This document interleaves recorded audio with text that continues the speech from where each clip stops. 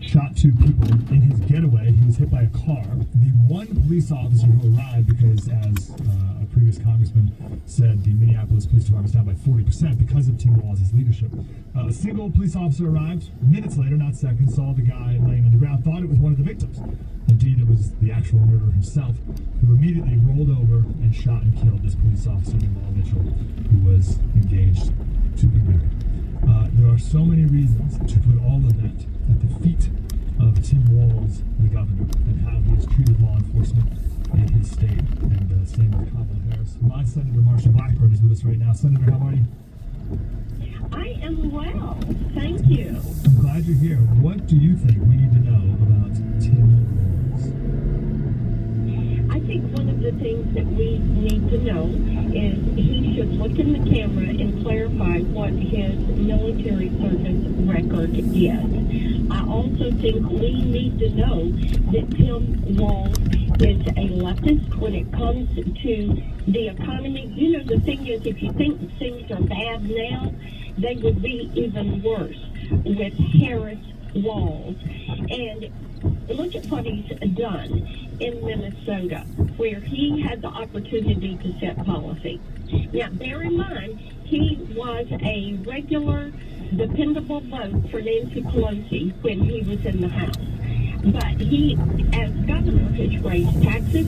He has signed a bill that would ban oil and gas in total in Minnesota. He has increased regulation, and that is something that is so tough for people that are trying to do business in Minnesota. And Mike, here in Tennessee, I was up in East Tennessee yesterday. They were talking about the number of people from Minnesota, New Jersey, places like that that have moved into East Tennessee because we have no state income tax. We have a well-managed government at the local and state level. We have a lower cost of living because we have well-managed counties and cities in our state.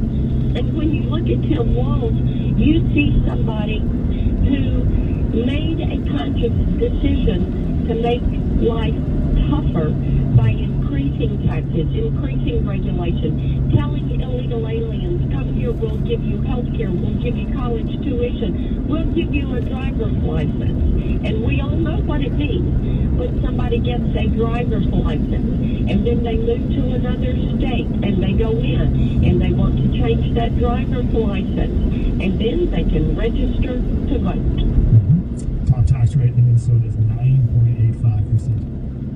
And there's so many ways that Tim Walz has turned Minnesota into California light, but it's actually not even that light. I've seen a lot of your commercials lately, Senator, with Riley Gaines talking about men and women's sports. First of all, like every time I see that commercial, I think, man, what a layup they gave you. It's like unbelievable that that's a commercial that ever need be made. We don't want men and women's sports. It's crazy. But Tim Walz is the most psycho of them all. With tampons in the boys' room, that's not made up, Senator. No, it is not made up. That is something that he has done. What we have to realize is that Tennesseans and the American people, by a large margin, do not want men in women's sports. And our girls need the opportunity and the ability to compete. They need the ability to succeed and win. And people like Tim Walz and Kamala Harris would take that away from them. You know, when you look at the Biden-Harris ticket, which will, you know, as I said, Harris-Walz will be worse.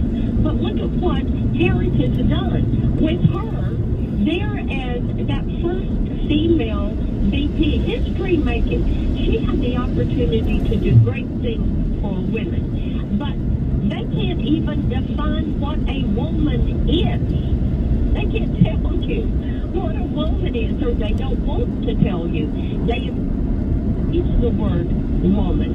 And look at what has happened with inflation, and Kamala Harris was the deciding vote on both the Inflation Reduction Act and the American Rescue Plan, two budget busters that drove up the rate of inflation. You look at what a dozen eggs cost you under President Donald Trump. That was $1.34 a dozen. Today, they are $2.79. Milk at Kroger today, a gallon of milk is $3.79, and that's about 86 cents a gallon higher than it was under Donald Trump. Bacon is $6 a pound, and we know what has happened with that price. And you look at these staple items that you throw in the grocery cart every single week, and the price has gone up and up and up, but they want to say, oh, inflation's only 3.5%. No, it's not. It is at 21% since Kamala Harris and Joe Biden took the reins, and people cannot afford it. And Walz will be an administration that is too expensive to afford. We have someone called in who thinks that the stolen valor is a sideshow. Do you think that's just a sideshow and it distracts from the issues, Senator?